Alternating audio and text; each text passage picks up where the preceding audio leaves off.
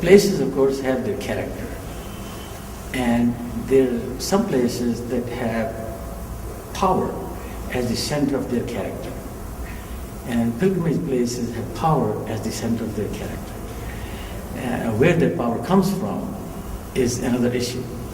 And for some people, for example, the power may come because some event of major import has occurred over there. For some, the power may come because a lot of people have come there, set foot there, and have made the ground holy. And there are plenty of examples of both of those, because they really cannot be separated from each other. The first one, for example, there's a place of power because we have invested certain ideas with power. For example, Amrit. Amrit, or the ambrosia, or the eau de vie, or the life-giving water, is a powerful thing in the Indian culture. For example, Ganges water. Now, Ganges water becomes particularly holy at the time of Kumbh, after 12 years cycle. And that power is the thing in which the pilgrims want to participate. The reactualization of the event that occurred thousands of years back, the reactualization of that event is what people want to be in. But they want to be in the original event. It's a reconnecting with the source. It's not just simply repetition of that or a replica or something of that nature, a copy of that. That is that's the time when that event reoccurs. And to reactualize, and it is in participating in the reactualized event that power lies.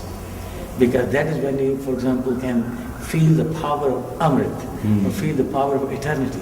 And that is why Hindus, at least, want to experience that, because they feel that by being there, by sipping that water, that will be their eternity. And that invests Ganges with power. So that the place of power is what's important as a pilgrimage center. That's something that attracts people. The other I was mentioning was that as people do go to a particular place, or for example, or for that matter, on a particular path, by treading that path, they make that path holy, or that place holy, because they have come from different places. They have brought many positive emotions, and they create a degree of connectivity, a cosmic kind of connectivity that is not to be seen in other places. So places become more specialized, more focused for that sharing of the sanctity that has been brought by people in the first place. So in a sense, we are sanctifying and re-sanctifying the place because others have done so. But this is one of the ways how Hindus have always taught the world to be, a circularity, and not a straight path, a circularity rather than linear. Yes. Oh, that's hard to. That's a hard question. That's a hard question. But the places of power for me are those where I can feel a sense of peace, a sense of fulfillment, and a sense of freedom. Those are the places that I feel.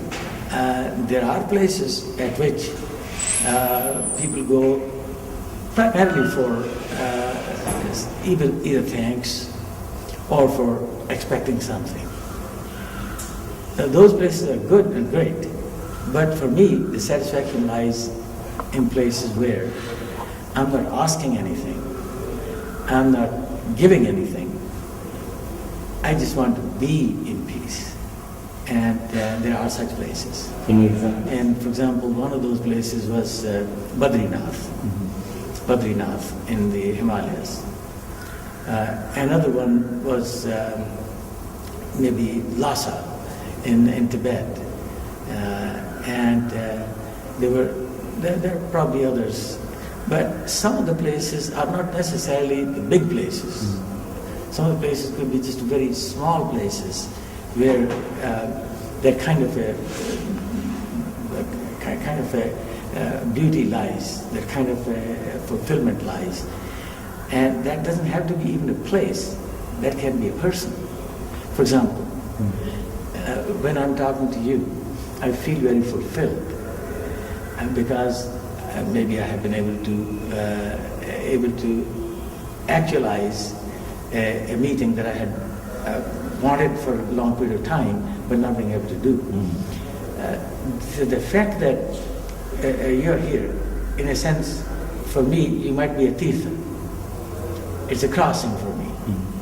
I have come from somewhere to going to somewhere, and here you facilitate that crossing, just as a river does.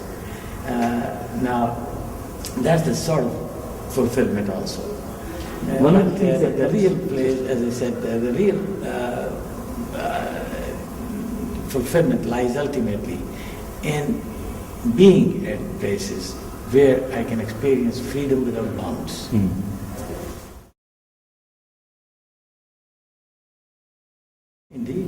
Indeed, and that's why in many households, whether they're Hindu or Muslim or Christian, we always have small place set aside in the homes where we detach ourselves momentarily, maybe for a minute, 2 minutes, 5 minutes, 5 times a day, 1 time a day, twice a day, as the case might be.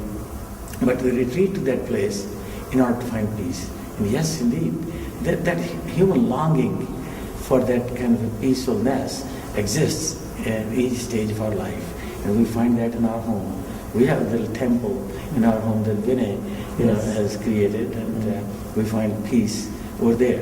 And incidentally, the little rug that lies in front of that was given to me by a Muslim, and he brought it from Makkah. And he's now a professor of geography at the Al-Qura University in Makkah. And he's one of the advisors for the Hajj studies to the Saudi Arabia.